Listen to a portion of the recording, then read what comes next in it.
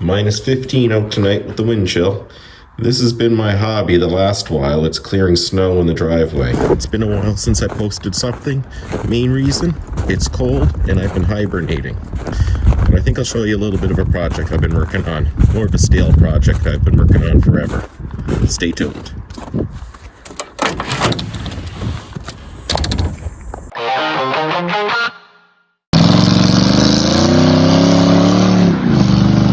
So this is the spot where I usually sit at the end of the night, whatever I'm finished working on, whatever I'm doing. For the last while, it's been scrapping cars, it's been finishing up small projects, little tasks. Now, like many car guys, I'm guilty of having a project car usually always being around, and I'll introduce you to what I consider my barn dust car. I've had this car for 23 years now, and I've never had the opportunity to drive it yet. I've wrapped up most tasks that are kind of urgent or priority based, and it's down to the point now I have no excuse. I can't procrastinate any longer. I finally should be working on my project car.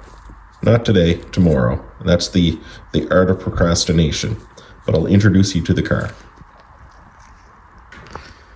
Last time on the road, 2003. So this is my 1981 Malibu. Most people see it as just a four-door car, and it is that, just a four-door car. In my area, there's a little more notoriety to them. I have the wrong or the incorrect front clip on it. It's an 82, 83 front clip going on the car.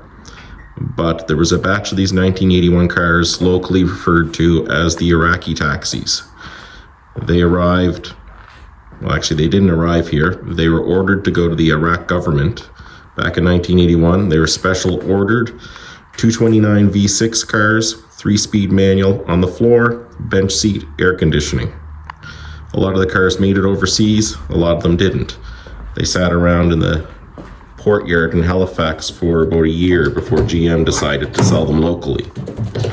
So this is my little car. So I took the interior out. But as you can see, there's a stick shift. The 229's long gone from the car. I've removed the 229, put a little small block in it. And as said earlier, this car was purchased in 2003. This is garage number 4 it's been sitting in. And I finally decided right now is the time to get this thing on the road. For a lot of years, I was trying to collect up parts, looking for perfect parts for the car. But the reality is, the car isn't perfect.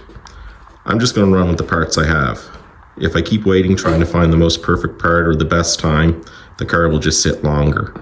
And as it is right now, this car sat way too long. I did buy it smashed. I had to put a frame section in it. So the body's been off the frame. Everything's new underneath. First few years I did put some time on the car, but it still wasn't a priority. Now, I want to drive it. So I'll give you a little walk around. The car wasn't winter driven, except for one day, and that's how it was smashed. It T-boned another car, and then I ended up with it. So if anybody wants to buy the dust, there's barn dust for sale. That's many years of accumulation, and I think it's been washed a couple times, but again, when I'm doing other stuff in the garage, I can't help but get a little dirty. And a little tidbit of information, there's my thumbnail picture on my YouTube channel. As mentioned earlier, these are locally referred to as Iraqi taxis. They were just a cheap commuter car for people. A lot of them in my area ended up at the stock car track at the end of their life, or they were simply scrapped for the clutch pedals to convert something like a Monte Carlo or Cutlass Supreme to a 4-speed standard. I've always been drawn to these cars just because I like them. I'm a 4-door guy, and to me it's extra appealing that it's a 4-door with a stick shift. Even though I've owned this car for a lot of years, I'm not the authority on the Iraqi taxi or the Iraqibu. There's some great channels that do have a lot of history on these cars, down to statistics on how many stayed here, how many went overseas, and people went into a deeper dive. I encourage you, if you're interested, check them out. The fun thing with a car like this is I'm not going to have a whole lot of money tied up in it, and I'll be able to enjoy it. I'll be able to go to the mall, I'll be able to go downtown, park it where I want. You get a door ding, stuff like that happens. It's not fun, but it's not really going to ruin your day either. I know some people, they'll have a car too shiny to drive, and it's more of a babysitting item in their garage. I can still certainly appreciate those cars, but I prefer to see cars that are driven on the road and well used. This is going to be one of them.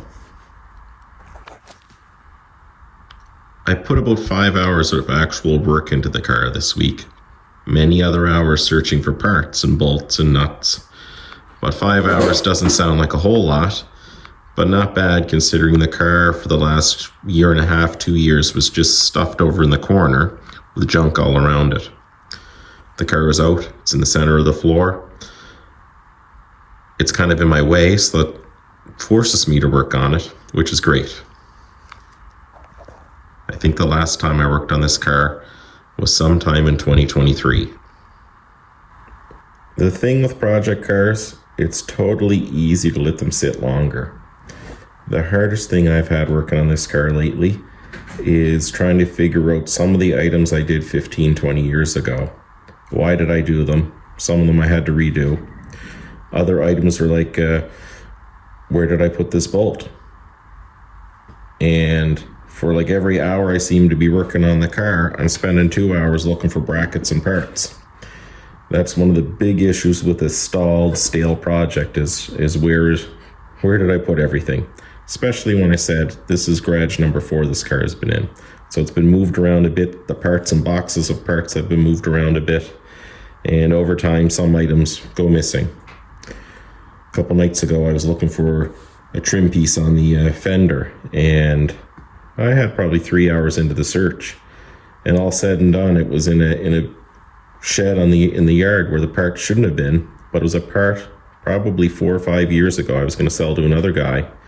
And I'm glad I didn't, because it was the only pair of the little fender inserts I had. When I first bought the car, Gbody cars were plentiful. You could still buy them for $100 to $200, $300. Fast forward to now, Gbody stuff not as easy to come by in my area anyway. So in the past, I did sell a lot of parts off Gbody cars. Present day, not really. I pretty much hold on to whatever I have, because if I do sell a part, I just can't find the parts easily anymore. You look online, you look on eBay, the prices are up there right now. For example, the fender pieces I needed, they're $120 each US on eBay. I probably would have sold the parts to the guy for $10. I would have been at a loss there. So that's a lesson learned. And the unfortunate part, the longer you let a car sit, the easier it is to say I'll work on it tomorrow. And most of the time, tomorrow never comes, because we'll find another reason to procrastinate. I have been making a point of working on this lately. Now we're hitting our January, February cold snap where it is miserably cold, not comfortable. I do have heat in the garage, but sometimes I don't turn it on because I'm not really out here long enough. But I will get there. The car will get done. I say that every year, but this year I'm going to get it done. I also say that every year. So you saw my car. I'd love for people to post in the comments some of the cars, the projects they're working on in the garage. I know this video was mainly just me chatting, but this is my little Malibu. This is a car I hope to have on the road. Have a great night, and thanks for watching.